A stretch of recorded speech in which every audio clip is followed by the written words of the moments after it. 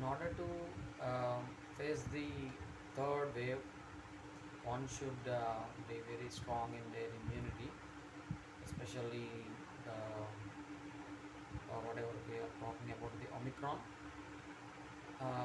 Immunity in terms of like it should be all time on. So for this we need to focus on what we are actually taking in terms of the food, air, water, and the ambience that we are having around. So for that we need to focus on especially the food. It should be fresh. It should be fresh, not it should be uh, well cooked with the mostly organic, as you all are aware of. Like only the organic food can save us, and it is the future food. Like nobody is going to risk themselves by taking this pesticide filled food. Most of them, like no, like not, not many people are taking this pesticide food. And excuse me, coming to this water, it should be a medicated water. Like I have shared how to prepare a medicated water with Tinospora cardifolia guduchi. In local name is Nipatega. It is also called Amruta. And you can also prepare a medicated water in the kitchen, like using jeera, dhania, and sont.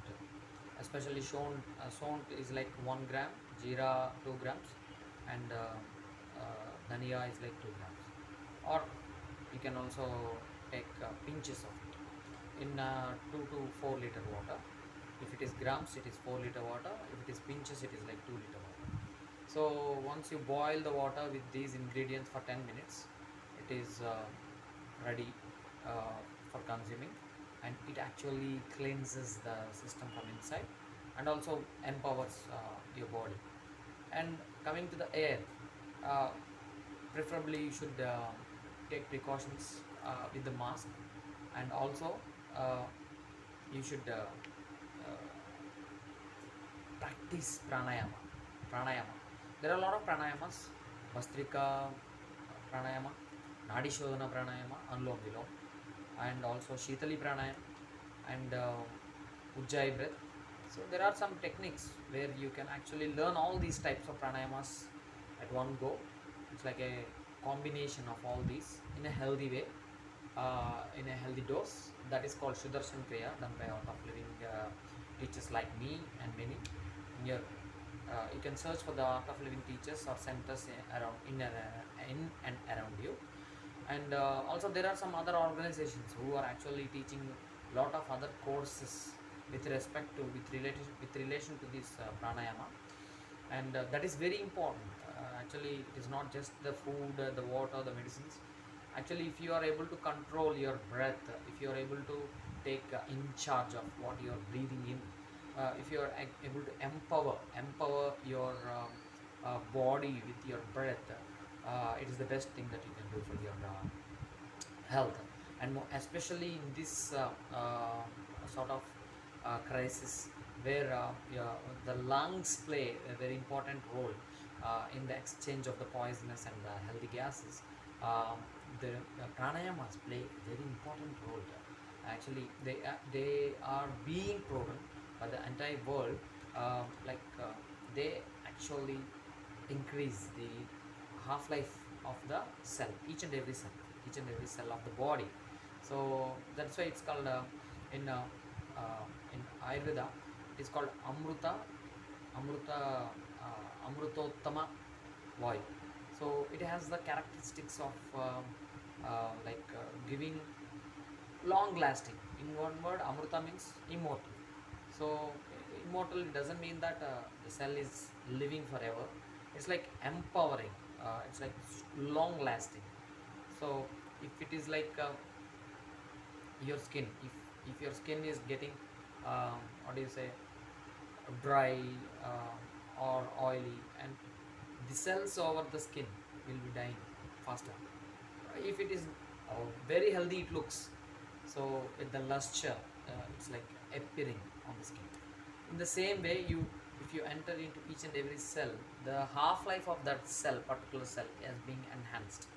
And that is how, with a good oxygen content, with a good breath, you can actually increase the half-life of any cell.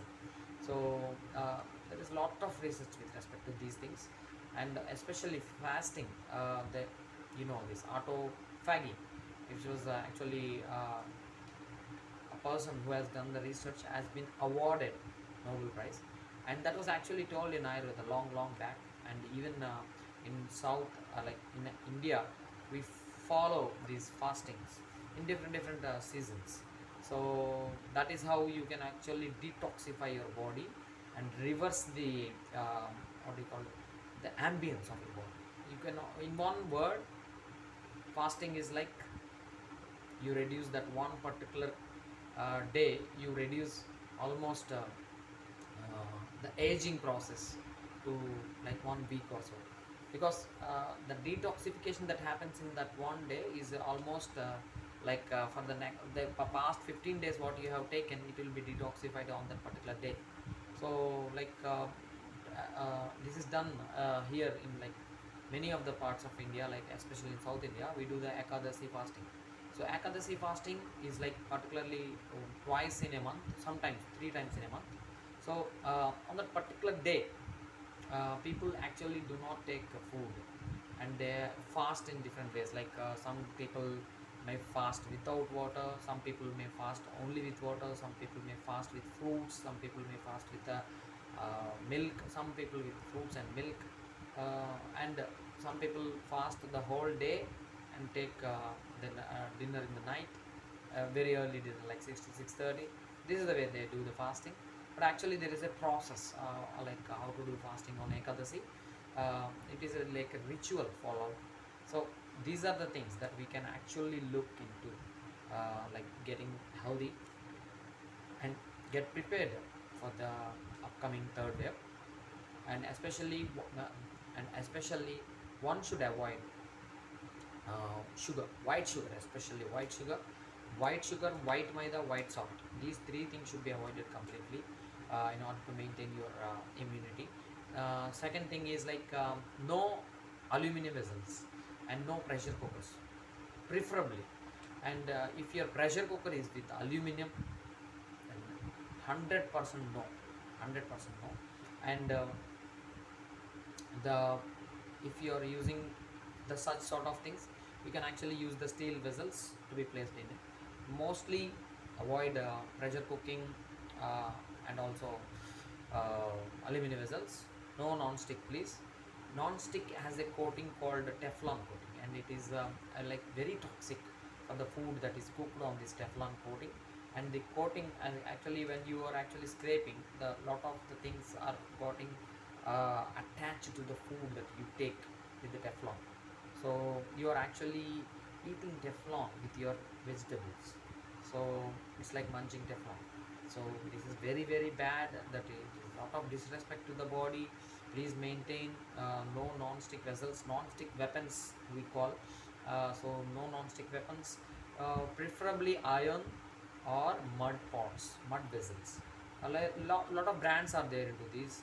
You can actually buy them online, and they are very healthy. You can actually reverse many metabolic disorders, like diabetes can be reversed. Like if a person is eating for 3 continuous months with mud vessels, the diabetes can be maintained with a healthy diet that is cooked in mud vessels. We can do a separate episode for that. And coming to this, the way you cook, the way we cook. Coming to the way we cook, it should be cooked fresh, and it should also be consumed fresh, and it should not be reheated at all. Please do not reheat it. Reheat the food that is left over in the morning, and preferably consume it fresh. And moreover, if something is left over in the morning, do not waste food. You can actually consume it in the evening, but do not reheat it. But do not consume the previous day's food also. So this is one way to become more healthy, strong, and respecting your body. So, like second thing is do not prepare some items with the leftovers. Like there are many channels actually encouraging, you prepare this one politics and use it for the remaining days. You prepare one flour mixture and you use it for the next 6 days. This is very very unhealthy. You do not spend time in making the food, you do not you will not have time to have the food. So in the one sense, if someone is taking good time to go